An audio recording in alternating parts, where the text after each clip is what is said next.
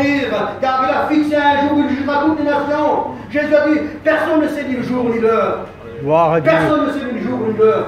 Mais Dieu le sait. Amen. Dieu le sait, et j'en suis persuadé que Dieu le sait. Dieu le sait, l'heure, la minute, la seconde, et la fraction de seconde, lorsqu'il reviendra. Mais j'en suis sûr, et j'en suis persuadé, et une chose est certaine, et que je crois de tout mon cœur, lorsqu'il reviendra prendre son Église, l'homme, aucun être vivant sur la terre, n'aura le temps de dire, Seigneur, je t'accepte. Seigneur, je t'accepte comme maître et sauveur personnel. Pardon, Seigneur. Il n'aura pas de temps. La Bible garde un signe à donner à la voix d'un archange et au son de la trompette de Dieu. Les morts ressusciteront ensuite nous les vivants.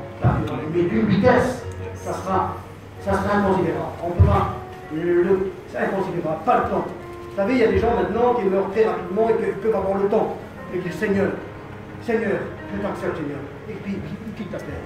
Le brigand sur la croix, lorsqu'il était sur la croix, il était là, c'était un brigand. Il méritait sa sentence, il méritait ce qu'il méritait, parce que pourquoi? C'était un meurtrier, il payait ses conséquences, mais il va dire une parole merveilleuse. Parce que l'autre l'injuriait, l'autre disait, mais si tu es le Fils de Dieu, descends de cette croix, descends à nous, on verra. On voit. Mais l'autre va lui dire, mais ne crains-tu pas Dieu? Vous la connaissez l'histoire. Ne crains-tu pas Dieu? Nous méritons ce que nous subissons, mais lui qui est là, lui n'a rien fait. Alléluia. Souviens-toi de moi. Amen. Alors la Bible que Jésus va dire aujourd'hui même, tu seras avec moi dans le paradis. Gloire à Dieu. Mais le jour où le Seigneur viendra, il n'aura pas le temps de dire Seigneur, souviens-toi de moi. Il n'aura pas le temps de dire Seigneur, souviens-toi de moi, je suis pécheur. Je t'accepte Seigneur, je dépose mes péchés, je veux me confesser Seigneur, tu connais mon problème, tu connais mon péché, tu demandes pardon Seigneur. Et je t'accepte quand même. Il n'aura pas le temps de dire cela. Parce que ce sera une rapidité qu'on vient de vous dire tout à l'heure, que les gens ici ne comprendront pas, mais les gens ne verront rien du tout. Tout simplement, ils verront des manquants. L'église du 4e arrondissement, où est-ce qu'ils sont? Ils ne sont plus là. Ils sont plus là. Bon, certainement, il y en aura peut-être qui vont peut-être venir pour la réunion du soir, mais ils sont où les pasteurs? Ils sont où les frères, les sœurs? Ben, ils sont partis. Et là, la grande catastrophe arrivera. Parce que là, ça sera la grande tribulation, là, il y aura la douleur, là, il y aura, et ça se prépare. On ne veut pas faire peur aux gens, mes bien-aimés, mes amis. On ne veut pas faire peur aux gens. Mais c'est la vérité. C'est du concret, c'est la vérité, ça s'installe, ça va s'installer, et c'est à grande échelle. En Amérique, on a préparé la fameuse machine, préparée pour la des puces qui seront obligatoires. Et s'il y a le nouveau gouvernement mondial, en Afrique aussi, il y aura aussi obligatoire, l'hôpital, l'enfant qui n'est pas. On va le pucer à la main et au front. Voyez-vous, les parents même qui veulent, qui ne veulent pas, ça sera obligatoire. Ça sera pour ceux qui resteront. Et c'est pour cela, je vous dis, que le Seigneur est à la porte. C'est en train de s'installer. Et ça va d'une vitesse extraordinaire. On le voit, ça va d'une vitesse extraordinaire. Voyez-vous qu'actuellement, il y a beaucoup de réveils qui se font dans les familles. Des réveils, des gens qui ont été pendant des années, et qui sont parmi un milieu chrétien, le père, la mère, chrétien, pasteur, dans un milieu chrétien, et puis les gens ne se donnent pas, les jeunes s'en vont de toutes parts, mais on voit parfois de droite ou de gauche des réveils qui se font, qui sont en train de se faire. Dieu pourvoit aux familles chrétiennes, Dieu pourvoit aux enfants, Dieu pourvoit aux besoins, parce que la Bible croit seulement, toi et ta famille, tu seras sauvé. Ça, c'est très important, alléluia. Alors il est bon de pouvoir l'expérimenter, car Dieu a fixé un jour où il jugera toutes les nations. Où il jugera toutes les nations. Car Dieu, sans tenir compte des temps d'ignorance, annoncez maintenant à tous les hommes, parce qu'il a fixé un jour où il jugera toutes les nations, par l'homme qu'il a désigné, ce dont il a donné une preuve certaine, en leur ressuscitant des morts le 3e jour. Gloire à Dieu. Amen. Dans le livre de Jean 11, 22, il nous est déclaré, je suis la résurrection et la vie. Celui qui croit en moi vivra, quand même il serait mort. Mais quiconque vit ce soir, alléluia, quiconque vit ce soir et croit en moi, ne mourra jamais. Alléluia. Vois-tu cela? Jésus va dire à Marthe, va lui dire à Marthe, parce que Marthe, la Bible déclare que c'était Lazare qui était mort, et donc il s'approcha du tambour là où était Lazare, il y avait Marthe qui était là. Il va lui dire, Seigneur, si tu étais ici, mon frère ne serait pas mort. Et le Seigneur va lui dire une parole merveilleuse, il va lui dire, j'irai, et je le révélerai. Mais je sais, va lui dire Marthe, Je sais qu'il ressuscitera en dernier jour. Mais tu ne réfléchis pas dessus, tu crois.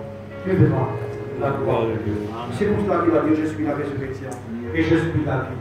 Celui qui croit en moi vivra, donc même il serait mort. Donc même il serait mort, une personne qui est partie, qui vous a renoncé dans le Seigneur, alors il ne verra point la mort, il aura la vie. Mais quiconque vit ce soir, et ce soir, il n'y a pas de mort, mais il y a des vivants, bien des vivants et en bonne santé ce soir, très capables d'être conscients de réaliser son état, d'expérimenter son état, capable de comprendre, capable de réaliser ce soir. Il n'y a pas de petit bébé comme certains font.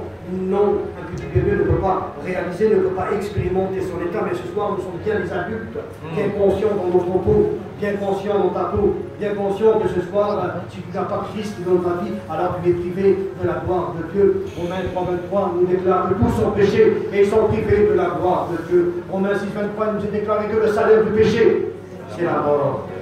Mais le don gratuit de Dieu, c'est la vie éternelle. Amen. Gratuite. Avant, j'étais religieux, j'étais catholique. Avant, j'étais catholique, on faisait des pèlerinages, on allait de toutes parts en France. J'allais de toutes parts. Moi, ce qui comptait pour moi, c'était de payer. Si je donnais de l'argent, si je faisais de mon effort, si je faisais beaucoup de kilomètres pour aller dans les lieux de pèlerinage, alors pour moi, je pensais que j'étais béni, je pensais que c'était bon à faire, mais je vivais là comme bon sombré.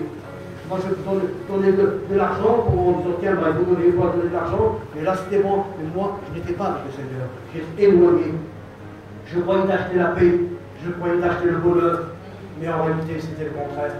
C'était le contraire. Et tellement que j'ai résisté à l'appel de Dieu, on va parler beaucoup de Dieu. J'ai passé par un accident très grave.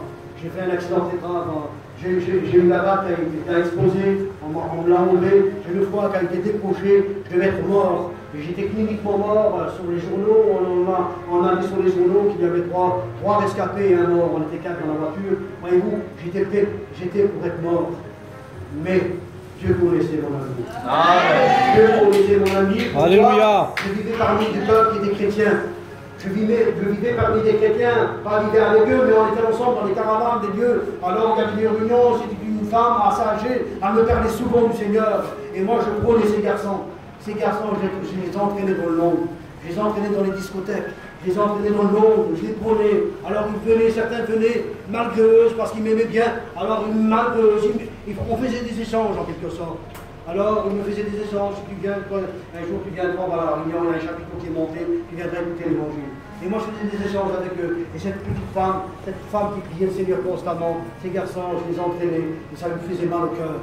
Elle avait mal au cœur, et moi, c'était comme ça. Je négligeais toujours, et je négligeais toujours, jusqu'à un jour, j'ai eu cet accident. Et malgré cet accident, quand je me suis sorti, je lui ai fait plaisir, je suis allé au réunion. Et cette femme m'a dit, plus tard, tu seras pasteur. J'ai rigolé. Si vous saviez comment j'ai pu rigoler sur cette femme en me moquant d'elle, on m'a pensé, enfin j'ai rigolé en lui montrant que je me moquais d'elle, mais j'ai rigolé et en moi-même, je me moquais d'elle, je disais, mais elle est tarée la femme, qu'est-ce qu'elle a à défendre, cette femme, moi pasteur, je me moquais des pasteurs, je voulais rien savoir des pasteurs, un pasteur, c'était un homme un peu plus vieux, c'était pour les vieux, voyez-vous, parce que j'étais jeune, j'étais plein de force, j'étais plus jeune avec ses enfants. Oui, mais elle a vu le miracle. Elle a vu que c'était un miracle, cette femme. Elle a pu expérimenter, elle a pu discerner. Si ce jeune garçon était avec mes fils, que moi sans mes enfants, et moi je sais que cette femme a pu dire, le Seigneur va faire quelque chose de ce garçon. Et c'était vrai. Il a fallu que je passe encore, j'ai perdu mon père à l'âge de 43 ans. À l'âge de 43 ans, il y a un cancer à la gorge, à la Reims. Et là, ça m'a bouleversé. Et ça, pour ma vie, je n'ai pas fait attention, mais quand ça a touché quelqu'un de très cher. À l'âge de 43 ans, il a eu cette maladie, et là, ça nous a bouleversé. Ça m'a bouleversé, là, cette femme encore me parlait, viens aux réunions, viens assister aux réunions. Elle m'a expliqué, elle m'a parlé d'amour de Dieu, et là, j'ai fait cet effort, mais là, les médias, les médecins ne se prononçaient plus pour mon père. Et là, j'étais tout triste. Et là, bien sûr, j'ai fait venir les pasteurs, j'ai appelé les pasteurs, et les pasteurs sont venus à l'hôpital. Et là, tout d'un coup, j'ai vu mon père, un homme qui mesurait 1m88, on est petit, 1m88, et qui pesait plus de 110 kg. Je l'ai vu peser 45 kg. Dieu vu, là, je tendais un genou devant ce lit, à l'hôpital, j'ai tendu un genou. Et là, j'ai vu ce serviteur qui était là. Ce serviteur, il lui a parlé. Il lui a dit, il s'appelait Tarzan. Il lui dit, Tarzan, est-ce que toi, ton fils s'approche de Dieu? Est-ce que toi, tu voudrais qu'on prie pour toi? Il a commencé à remuer la tête, bouger la tête, il a dit, oui, oui. Et là, est-ce que tu veux accepter Christ dans ta vie? Il dit oui. Alors confesse le Seigneur dans cet après-midi. Alors il confessait le Seigneur et je voyais mon père pleurer. Oui, Amen, alléluia. Et ça a touché mon cœur, ça m'a brisé, j'ai tombé un genou devant celui. Et à partir de ce moment-là, le Seigneur a pénétré mon cœur. Gloire à Dieu. J'étais le seul de la famille. Personne de ma famille ne connaissait Dieu. Mais là, j'ai vu mon père qui était un homme qui était dur, mais qui là, je l'ai vu pleurer sur son péché, pleurer sur son fardeau. Il a dit simplement une parole. Il a dit, Seigneur, fais attention à mes enfants. Fais attention à mes enfants qui me restent. Voyez-vous? Et là, ça m'a brisé. C'est ce qui m'a fait de me tourner vers Dieu. Amen. Mais bien aimés, mes amis, ce soir, n'attendez pas à passer par les grosses épreuves, par les grandes épreuves. J'ai écouté le témoignage du frère Janvier, qui nous a expliqué, et d'une sœur aussi, les témoignages bouleversants. Les témoignages bouleversants, c'est vrai, passer par des grandes épreuves, et ça a amené à Dieu. N'attendez pas cela, mes bien-aimés. C'est vrai que Dieu peut, Dieu vous a choisi. Il peut le faire, j'en suis persuadé, il le fera. Mais n'attendez pas ce jour-là, que c'est beau sans passer par les épreuves, mais simplement d'agir intelligemment, de dire Seigneur, c'est vrai, je suis pécheur. C'est vrai, Seigneur, je n'étais pas dans ma vie, je t'ai toujours repoussé, mais Seigneur, je vais t'accepter, mon maître et sauveur. Tu n'as rien à faire avec le Seigneur, tu as simplement à dire Seigneur, je suis pécheur, je te demande pardon. Je te demande pardon, Seigneur, je dépose mes péchés au pied de la croix et je t'accepte, Seigneur, comme maître et sauveur. Et tout simplement, Seigneur, je veux faire partie de cette armorie, de cette maison de Dieu, alléluia. Et je veux faire partie, je veux trahir pour la gloire de ton nom. Et tout simplement, vous dire cela, tu es passé de la mort à la vie, du péché qui te condamné, à la sainteté de Dieu. Amen, Seigneur. Alléluia. Gloire à Dieu. On ne le ressent pas, comme je disais tout à l'heure. On ne le ressent pas, on ne le voit pas. Tout simplement, c'est tout à fait normal.